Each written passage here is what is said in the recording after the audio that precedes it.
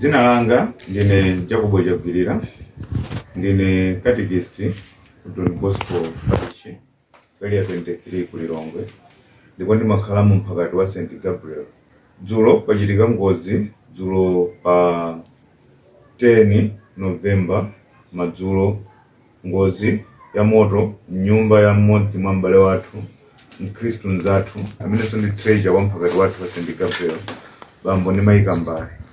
Ndayima pano ndi nyumba mwawo, nyumba imene yapsa, imene sanathe kupulumutsamo ndi katundu wina aliyense chifukwa cha ngoziyo.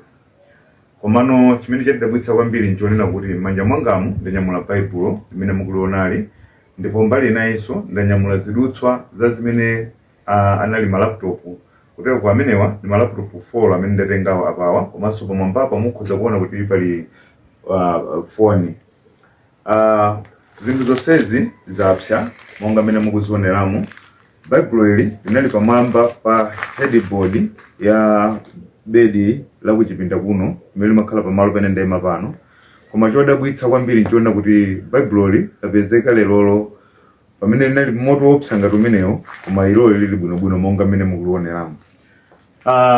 Ukuoneka kuti moto umalowa ndithu mu baibulo monga mene mukuoneramo, koma baibulo li silinapse yayi, palibe paliponse pamene lapsa yayi. Ukuoneka kuti moto umamenya, koma baibulo li lakhala ndithu lili bwinobwino monga mene mukulioneramo.